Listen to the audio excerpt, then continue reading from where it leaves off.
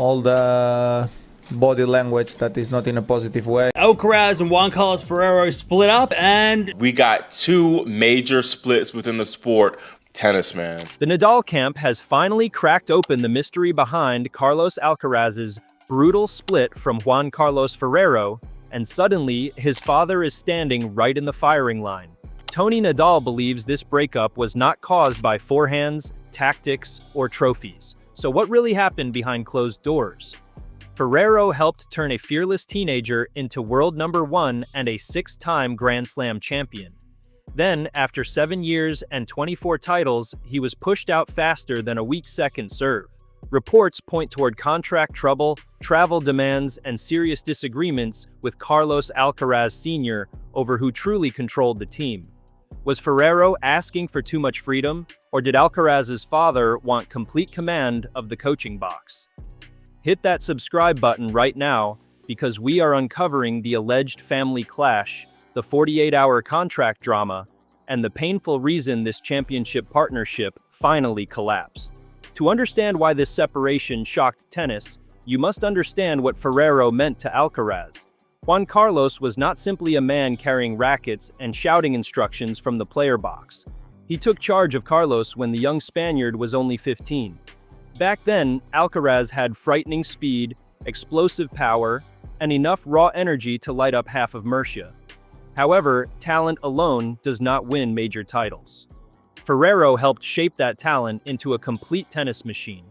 He improved Alcaraz's movement, strengthened his tactical thinking, and taught him when to attack rather than attempting a highlight shot on every point. More importantly, Ferrero gave the teenager structure. That mattered because Carlos played with so much freedom that his greatest weapon could sometimes become his biggest weakness. Under their partnership, Alcaraz climbed to world number 1, conquered every surface, and collected 6 Grand Slam titles. Together, they won 24 trophies. Those are not ordinary coaching numbers. That is a dynasty being built in real time. Yet success can hide tension. A winning scoreboard makes every disagreement look small. Players smile during trophy ceremonies, coaches clap from the box, and families pose for photographs. Nobody asks who argued about the training plan at midnight. Few people care who wanted another practice session or who demanded an extra week at home. Victory places perfume over every problem.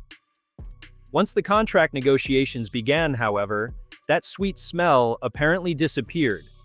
According to reports surrounding the breakup, Ferrero and Alcaraz's camp could not agree on the terms of a new deal. Money may have been part of the debate, but tournament attendance and travel commitments were also believed to be major issues.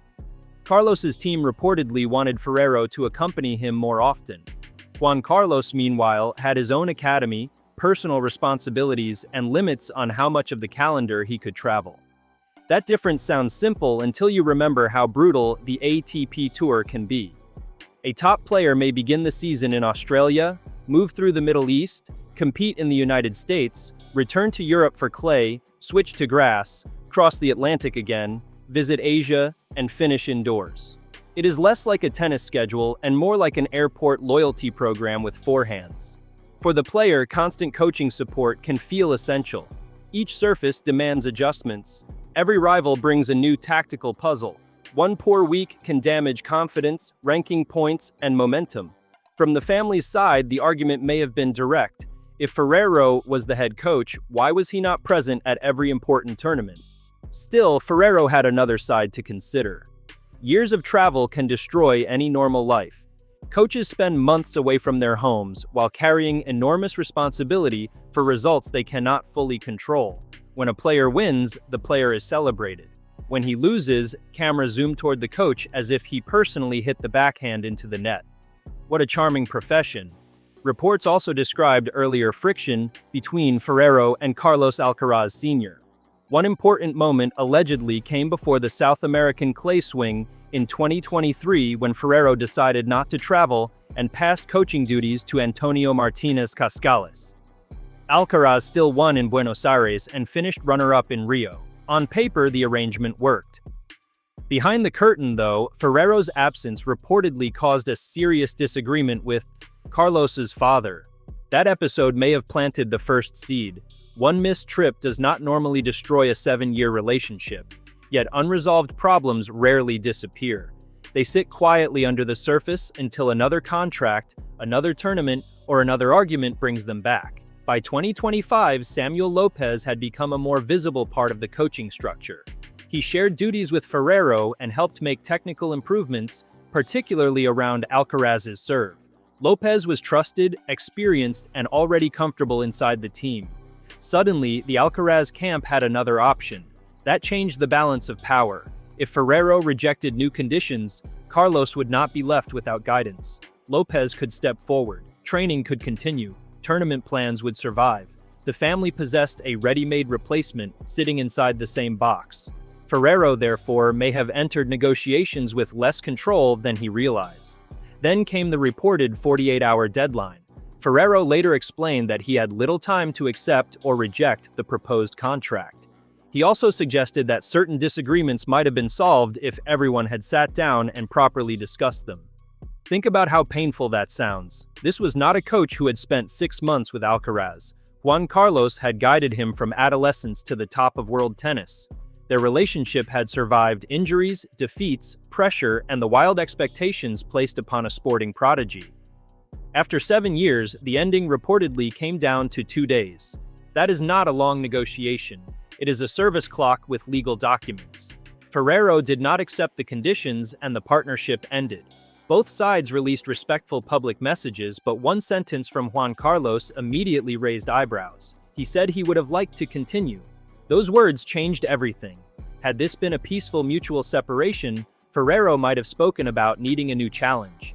Instead, he made it clear that walking away was not his preferred outcome. Carlos thanked him warmly and described their journey with great affection.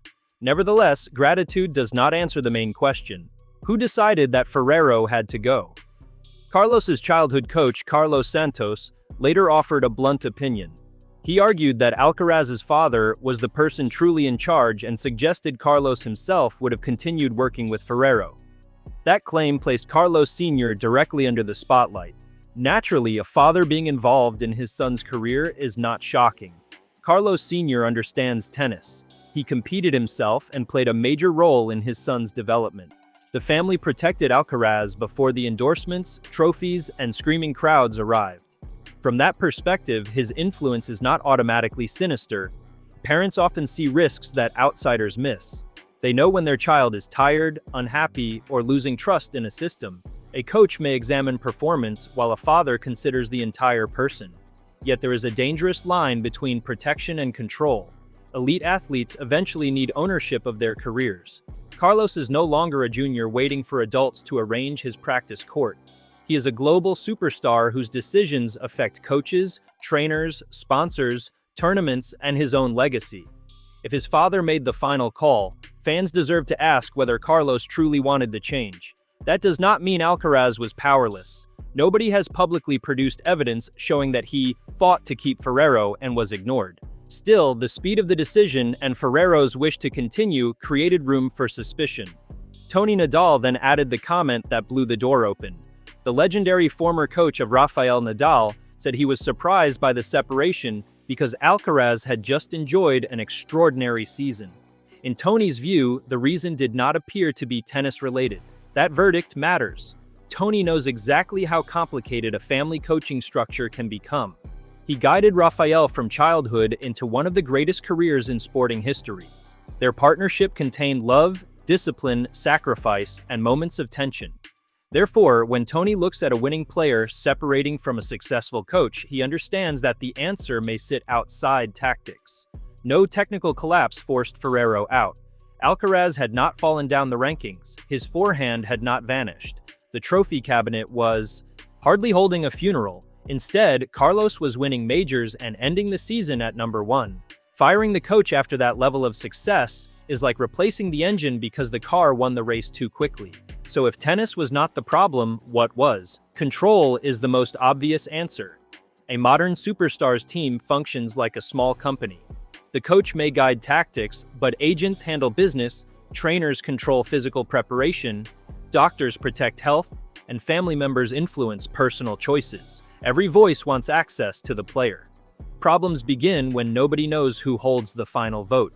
Ferrero had earned authority through results. Carlos Sr. possessed authority through family. Samuel Lopez carried technical value and growing trust. Alcaraz himself stood in the middle, trying to remain both a son and an independent champion. That is not a coaching box, it is a royal court with tennis balls. Perhaps Ferrero wanted freedom to manage the sporting project his way. Meanwhile, the family may have demanded greater control over travel, scheduling, and staffing. Neither demand is automatically unreasonable. The trouble comes when compromise disappears. Ferrero's reported absences were likely frustrating for the team. A head coach cannot hold the title only when the airport is convenient. At the same time, requiring one man to travel almost every week is a huge personal and professional demand. An intelligent agreement could have divided responsibilities clearly. Lopez could attend selected events, while Ferrero remained the main strategic voice. The team had already used a similar arrangement. Instead, negotiations collapsed. That suggests the dispute involved more than dates on a calendar. Relationships sometimes reach a stage where every small issue carries years of hidden weight. One missed tournament becomes a symbol of commitment. One contract clause becomes a battle over respect. One short deadline becomes a final test of loyalty. By then, nobody is discussing flights. They are deciding who has power.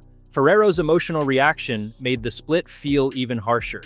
He admitted that he was hurting and emphasized how much energy, time, and heart he had poured into the project.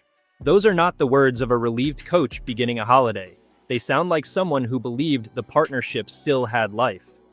Carlos Sr. offered only a brief public response when questions grew louder. He said everyone was free to express an opinion based on their knowledge. Technically, that statement answered the controversy. Emotionally, it returned the ball without touching the baseline. No detailed explanation arrived. Nothing clearly denied the reported disagreement.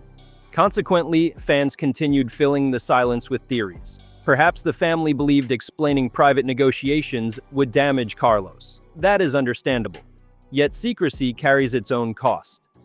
When people receive no clear answer, every rumor starts wearing a press badge. Former players also questioned the decision. Yevgeny Kafelnikov suggested that Ferrero's high standards may have collided with the distractions surrounding a young superstar. He also believed Carlos's father had significant involvement in the split. Again, that remains an outside interpretation rather than proven fact. However, multiple voices pointing toward the same power struggle made the story difficult to ignore. Alcaraz lives under pressure few people can imagine. He is expected to chase Novak Djokovic's records, match Rafael Nadal's fighting spirit, entertain crowds like Roger Federer, and defeat Jannik Sinner every other Sunday. Apparently, being a brilliant 22-year-old is no longer enough. Tennis wants him to become 3 legends before breakfast. Ferrero helped manage that pressure. He could challenge Carlos because their trust had been built over years. When Alcaraz became impatient, Ferrero calmed him. When his shot selection became reckless, Juan Carlos restored discipline. A replacement may understand tennis perfectly, but understanding Alcaraz is another task. Samuel Lopez has one major advantage. He is not really an outsider. He already knows Carlos, the family, and the internal system. His transition into the leading role was therefore much smoother than hiring a stranger. Results will now shape the story. If Alcaraz continues winning major titles, the family will argue that the new structure works. Critics may dislike how Ferrero was treated, but trophies are extremely effective noise-canceling headphones. Should Carlos struggle, every defeat will reopen this wound. A poor serving day will become evidence that Ferrero was needed. A tactical mistake against Sinner will produce endless comparisons. One early Grand Slam exit could turn a private contract dispute into a public crisis. That pressure is unfair to Lopez, but elite sport has never promised fairness. Ferrero faces a different challenge. He helped create one of tennis's brightest stars. Any future coaching job will be compared with that achievement. Joining another leading player could even create an explosive rivalry with Alcaraz. Imagine Ferrero sitting inside an opponent's box, using 7 years of private knowledge against his former student. He knows Carlos's habits, emotional triggers, tactical preferences, and warning signs. That would not be another match. It would be a tennis soap opera with rackets.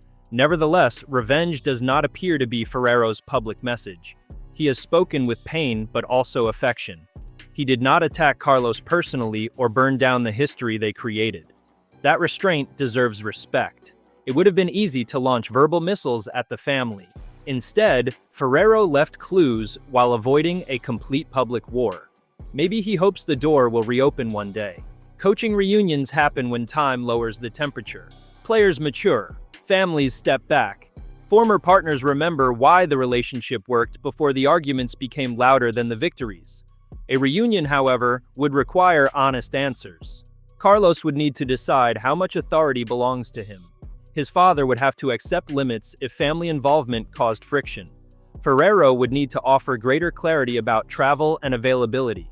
Nobody could simply pretend the breakup never happened. This story also raises a larger question about tennis parents. Families often provide the money, transport, discipline, and emotional support needed to develop a champion.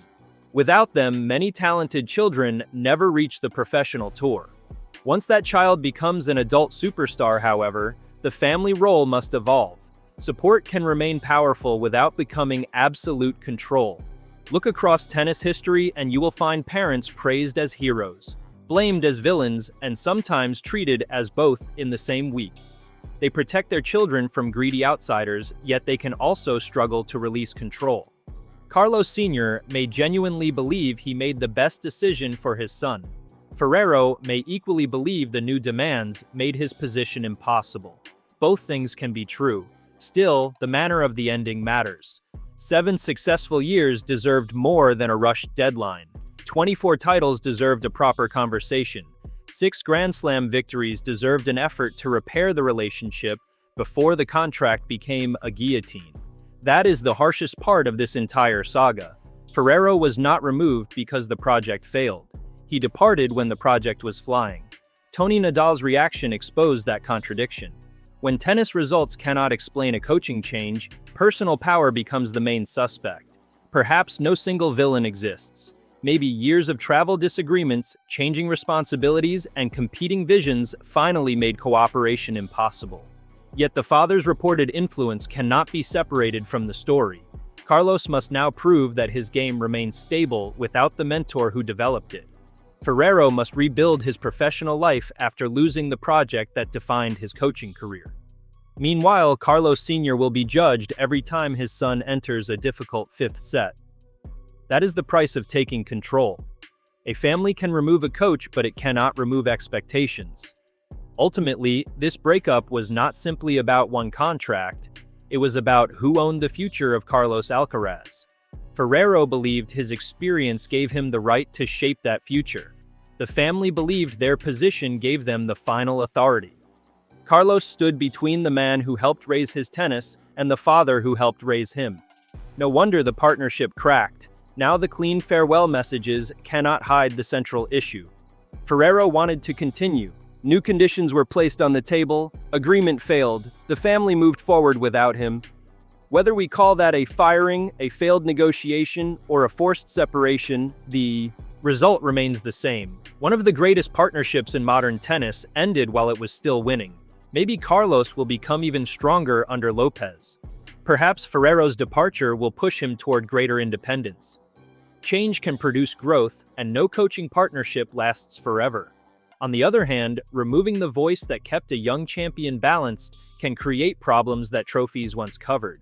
The next major battles will reveal everything. Watch Carlos's body language when matches tighten. Study his tactical choices against Sinner. Notice who speaks during practice and who controls the schedule. Behind every result, the Ferrero question will remain. Did Alcaraz's father protect his son's future, or did he break the partnership that made that future possible? Drop your verdict in the comments, hit like, and subscribe so you do not miss the next twist in this Alcaraz family drama. Was Ferrero demanding too much, or did Carlos Sr. make the biggest double fault of his son's career?